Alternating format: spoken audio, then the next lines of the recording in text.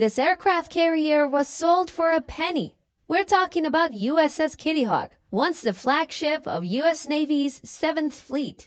Now I can understand how a ship nicknamed Chic Kitty could be bought for a bargain, but USS John F. Kennedy was also sold for another penny. This has outraged many veterans, military enthusiasts, and just people who wanted to be able to visit these ships as museums. But why the US Navy didn't sell these supercarriers to non-profit organizations who'd raise millions of dollars to turn them into museums, and instead decided to sell them to a for-profit corporation for 1 cent, is not what you think. On January 15, 2022, USS Kitty Hawk started her voyage from Bremerton, Washington to Brownsville, Texas, where her new owner awaits her arrival. But Kitty is too wide to go through the Panama Canal. She's a supercarrier after all.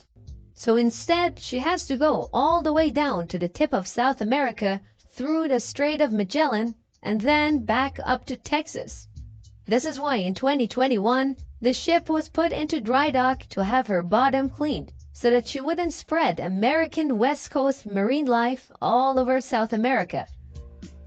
This voyage will take at least 129 days and more than 16,000 miles and requires 3 separate crews, which will be changed out in Chile and Trinidad. To appreciate how massive this supercarrier is, Kitty Hawk was too big for any salvage yard on the west coast of the United States to handle. That's why she's going to Texas. I guess it's true. Everything is bigger in Texas. International Shipbreaking Limited, the corporation that purchased Kitty Hawk and Kennedy for 2 cents, is going to turn them into scrap. Knowing her fate, that might be why Kitty Hawk has turned a little pale. Oh, that's just anti-fouling paint. Kitty Hawk's once rotating 4 propellers are now sitting still on her flight deck, and for this whole voyage, she is being towed by a single tug, the Michel Foss, at a speed of 5 to 8 knots. The carrier will be boarded by the representatives of the salvage company at port stops, but aside from that, she'll be unmanned for her final journey. By the way, this unbelievable footage of Kitty Hawk was generously shared with us by our friends at Atomic Aerials, so make sure to check out all our amazing drone footage on their YouTube channel and subscribe to them so you don't miss out. We'll put a link in the description for you.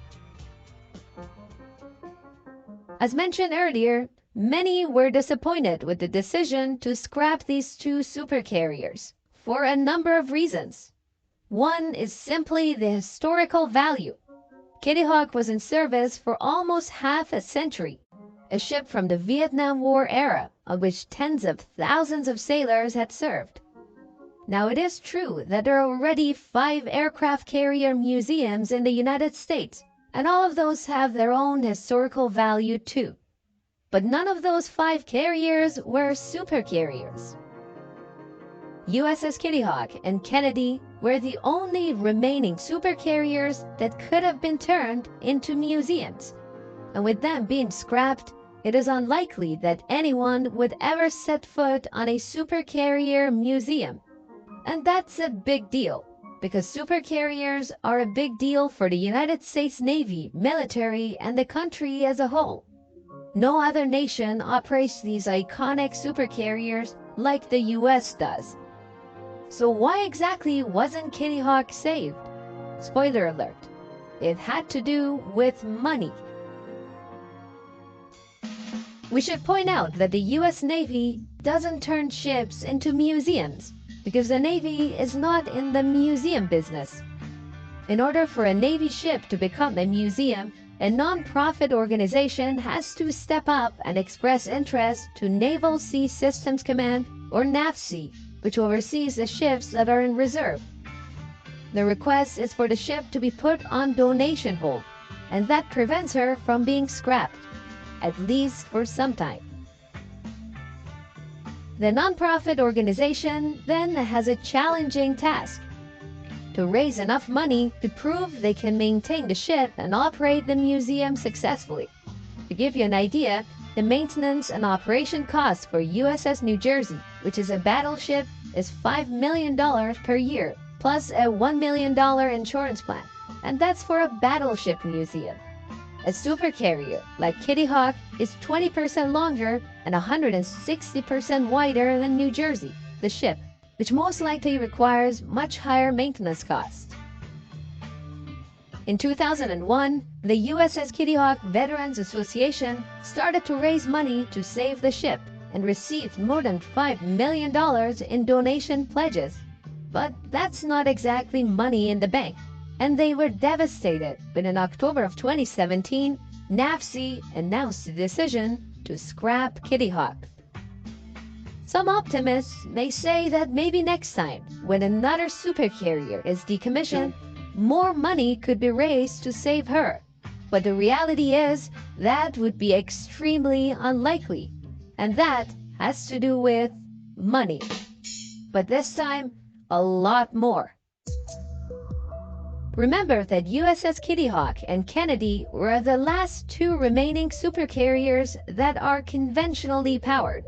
Starting with USS Enterprise, all American supercarriers are nuclear-powered, which means the decommissioning process gets a lot more complex. Before a ship can be decommissioned, she has to go through a process called deactivation or inactivation, where the ship will report to a naval facility to permit the ship's crew to offload, remove and dismantle the ship's weapons, ammunition, electronics, and so on. But ships that run on nuclear power have to undergo additional procedures to safely dispose of their nuclear reactors. First, the fuel is removed from the reactor, the fluids are drained, and the pipes are sealed. Then, the entire reactor compartment and anything connected to it are cut off from the vessel. Each end of the compartment is then sealed by welding steel plates onto it. The sealed-off reactor is transported by barge on the Columbia River to the Hanford site, a decommissioned nuclear production complex run by the U.S. federal government. To transport these massive reactors from the barge dock out to the Hanford site, the Beauty and the Beast come to the rescue. Once at the Hanford site, the reactors are moved to their final destination using a rail system. Interestingly, the reactors are not buried. They're stored in an open-air pit because according to the Strategic Arms Reduction Treaty between Russia and the United States, satellite verification of these nuclear reactors are required, so the two parties can keep an eye on each other. The deactivation process for a nuclear-powered supercarrier like USS Enterprise requires cutting her up pretty badly in order to remove the nuclear reactors that have been sitting deep within her. So now, in order to turn her into a museum, aside from the millions of dollars that are needed to be raised by the nonprofit, which is evidently challenging enough, millions more would be needed to put the ship back together after gutting out the reactors. And this is exactly why USS Enterprise, which historically is quite a significant ship, is being scrapped instead of being preserved. But none of this explains why USS Kitty Hawk and USS Kennedy were each sold for just a penny.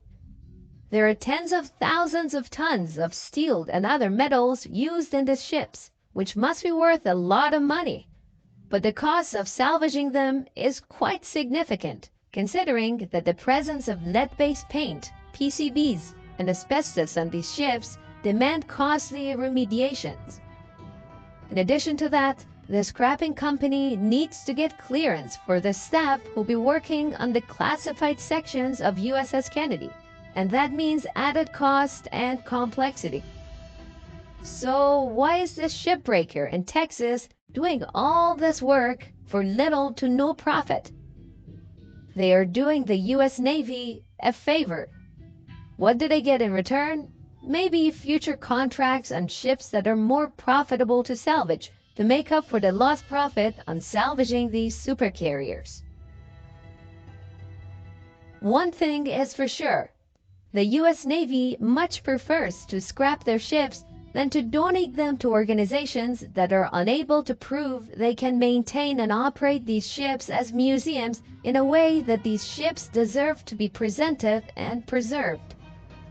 There are examples of museum ships that have failed in the past, and then it all falls back on the US Navy to take back a ship that they had once written off.